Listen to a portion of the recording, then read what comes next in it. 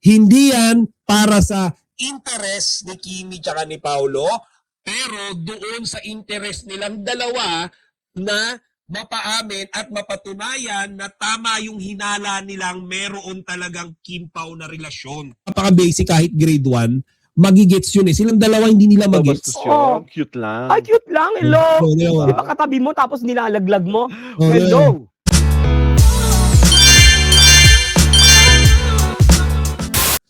Bakit parang nagpapakawiti kunyari, napapolitical, napavice ganda? Ano? Hindi ka yan, girl. Kaya Yes, kami possibility. mga tao, kasi si Kim Chiu ka. Kasi bawal ka na lumabas. Kaya, teka lang, sandali. Nahihiya ako na parang ikaw mismo, pinapahiya mo ang sarili mo. Pinahiya ka na nga ng lalaki. Hindi mo ba nararamdaman na pinahiya ka? At acting ka kunyari na I'm witty, I'm intelligent, this has nothing to do with the economy. Sa akin, nung nakita kong ganun ka, ay, dapat pagsabihin ng babaeng to. Kim Chiu ka na eh. Ano? Pag Kim Chiu ka, gusto ko ba nga yung mga drama mo umiyak-iyak kunyari, touch na touch, that's you being Kim Chiu. But please, stop acting as if you're a faghag. Look. Diba parang mga dramang binigyan ka ng bulak, ay, babae pala ako. It's not even cute for your age. Hello. Please, go. And one thing more. Pati yung reaction ni Kimi sa flower. Di ba? Kung siya, anong ine-expect niyang reaction ni Kimi? Maglupasay? Sumigaw-sigaw? Eh baka mamaya yun yung i-bash niya, sabihin inappropriate sa age ni Kimi. Di ba? Yung sagot ni Kimi na babae pala ako kasi merong rason yun. Ang rason nun, siya yung nabunot sa It's Showtime the day, that exact same day na binigay ni Paolo sa kanya, yung bulaklak, yun yung pinagugutan ni Kimi nung babae pala ako. Hindi ata nanonood ng Showtime tong dalawang to eh. Di ba? Tawag dito. Kayong dalawa, binibenta kayo as a love team. Nilala ko kayo bilang... Do you not realize that? Mm. Di ba? So, it's but natural. it's but proper Mm. na the question is about you being romantically linked. Kasi love team kayo. Love team kayo eh. Mm. For years na, project, for oo. projects na, di ba? Mm. Ganun kayo eh. Eh kung ikaw naman eh, di ba? Nilolaunch as Darna, eh wala namang ano yun eh. Di ba? Wala Kung ikaw namang superstar na ano, wala namang ano yun eh. Pero love team kayo, Mm. yun ang pinapaano eh. Doon kayo bumibenta. At Di ba? love team Naka-anchor kayo dun sa ano, At truth love na team yun. kayo, natural lang na tanungin kung kamusta na ba talaga ang estado ng mga puso niyo. Just believe that you like each other, that you love each other, that you are fond of each other. Ito mga chika, di ba? Kagaya niyan. Dahil siguro sila excited ng umamin sila Kimi at si Paolo. May point sila eh dito. Sinabi nila, nilalako kayo as love team. Okay? Pero, hindi natin pwedeng i-compare yan just like any other love teams. First of all, Don Bell. Okay? Ang Don Bell sobrang tagal na yan. Mas matagal pa yan sa Kim-Pao. Mga kachika, ni once ba nagpakita ng PDA yan dalawang yan sa harap ng camera? Nakita nyo ba si Donnie ni lips to lips si Bell? Hinolding hands si Bell, syempre bukod sa mga performance mga show. Or harap-harapan, nag-aminan sila na mag-boyfriend-girlfriend kami? Hindi naman eh. Di ba kasi meron silang pinangahawakang prinsipyo, okay, na yung relationship, yung show. Camera, off-cam. Ganun lang yun, kanya-kanya yan. Ngayon, merong iba dyan, kagaya nila Coco Martin, which ready na, nag-holding yan sila. Okay, off-cam, nag-holding yan, pinapakita nila in public. Yun na yung time nila, dumating na yung tamang time for them, okay, to announce their relationship publicly. Kung hindi pa ready si Kimi tsaka si Paolo, be contented kung ano yung pinapakita nila.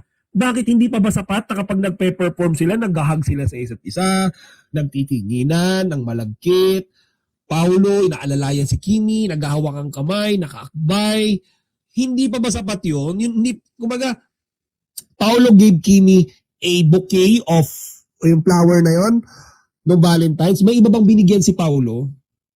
Si Kimi, meron ba siyang ipinost na kahit ano pang flower bukod sa binigay sa kanya ni Paolo? Wala naman eh. So yung mga ganong bagay, hindi nyo binibilang. Di ba may bilang naman yun? Di ba may bilang yun na kahit hindi sila umamin, silang dalawa mismo, tinutulungan naman nila yung sarili nila na ibenta yung tambalan nilang, di ba, yung kimpaw. Kasi kung hindi, mga kachika, kapag ka may performances yan, putya, hindi man lang maghahawakan ng kamay yan. May performances yan, Valentine's, jogging, hindi magsasama yung dalawang yan. Kung talagang wala. Di ba? Yun, hindi nila nakikita. Ang gusto kasi nila, garapalan. Ang gusto nila, paaminin, puwersahan, si Kimi at si Paolo, hindi sila makapagantay. Umamin. O sige, umamin. O ano nga abangan natin ngayon? O bukas, excited ka pa ba? Hindi na. Bakit? Nag-aminan na naman yung mga yan eh. O ngayon, saan mauuwi ito mga kachika itong topic na to? This is for their own personal interest. Okay? Hindi yan para sa interest ni Kimi tsaka ni Paolo, pero doon sa interest nilang dalawa na mapaamin at mapatunayan na tama yung hinala nilang meron talagang kimpaw na relasyon. Yun yung pinaka-ugat niyan. Pinipilit nilang paaminin para silang dalawa ma-achieve nila yung objective nila na tama yung hinala nila. Ay, yung umamin, binabash. Kasi pahiya sila. Di ba? Etong Alex Brosas, asang-asa. Di ba? Piniga si Paolo sa mga tanong. O ayan, nasoplak siya. Baka banatan niya ngayon. O, tinatad siya ng pambabash. Okay lang naman sana kung parang nakikita namin kayo, para lang kayong tuon. Na wala kayong ka-feelings for each other. Ako, ayoko na magsalita. Ito na nga mag-end ang segment na ito. This I will tell you, ha. Tawag dito. Itatagal mo na ba naman sa bato yan, Mars? Oo, tataga ko to sa bato. Tsaka ikaw, Kim, pinagtanggol kita kay Ogie Diaz nung sinabi ni Ogie Diaz na ayaw mo magpa-interview. Brinodcast talaga ni Ogie Diaz. We were nice to your love team sa Kim Pao. Di ba? Oo. Alam na mga ano yan. Alam na mga Kim Pao. Na super World support lahat. kami. Oo, super ano. Tapos, may pambabastos akong ginawa? Hello! I will not stoop down to your level. Yung mga Kim Paus dyan na nambabas sa akin, this I will tell you, ha? Hindi ko na ipagtatanggol ang idol niya. It doesn't, Hindi kawalan ba yun? it doesn't, Kawalan ba siya, Machika? May bilang ba siya sa Kimpaw community? Ano ba siya? Siya ba si Paolo? Siya ba si Kimi? Kapag ka umalis siya sa Kimpaw community, sira na yung Kimpaw community. Wala namang bilang to eh. Panira pa nga siya eh. She doesn't deserve it. Oo. She doesn't deserve, even the Pablo Abilino, di ba? Parang, ha? Di ba? Parang, ikaw nga katabi mo si nilaglag mo Si Sam Milby, di ba? Nilaglag niya, di ba? Nung sinabihan niya na Gumagawa ka ng mga bagay na nakakasakit, tapos hindi mo sinasadya, di ba? Ganon. Nag-react ba kayo negatively? Di ba? Hindi Ba't tayo magre-react negatively doon, mga kachika? Biruan nga yun eh. Kung si Sam nga pinagtawanan eh. Nakita niyo ba si Sam na nag-react negatively? Kung si Sam na-offend, hindi ngingiti yun. Baka nga tablahin niya pa si Paolo eh. Everyone is professional doon sa media ko na yun. Etong dalawa lang na to yung hindi professional doon eh. Hindi ko alam ba't ganito yung pinagsasabi nito. Ako sa totoo lang, napaka-basic kahit grade 1. Magigets yun eh. Silang dalawa hindi nila magets. Cute lang. Ay, cute lang. Hello. Di ba katabi mo tapos nilalaglag mo? Hello. Yun na lang. Hello. This is Alwin Ignacio, the diva that you love. Anyways, dyan na nga yun. Okay, and huwag na natin pahabain. Again, hindi kawalan yan dalawang to, mga kachika. Lagi yung tandaan yan. Hindi kawalan yan sa Kimpaw community. Kung mawala man sila, maganda pa yon. Walang magpupuntahan sa interview ng Kimpaw at magbabato ng mga tanong at ikukumpara sila kung kani-kanino lamang. Di ba? That's simple. Okay, so okay na yun. Nandito naman tayo lahat sa millions of Kimpaws all over the world. May bilang ba kung mawala silang dalawa? Tingin nyo, may variation ba yun? Mapipilay ba ang Kimpaw community? I don't think so. Di ba? Ngayon, nagwawala na si Kimpaw, si Queen Gatrin, no? Ayan, no? Galit na eh. Oh, di ba?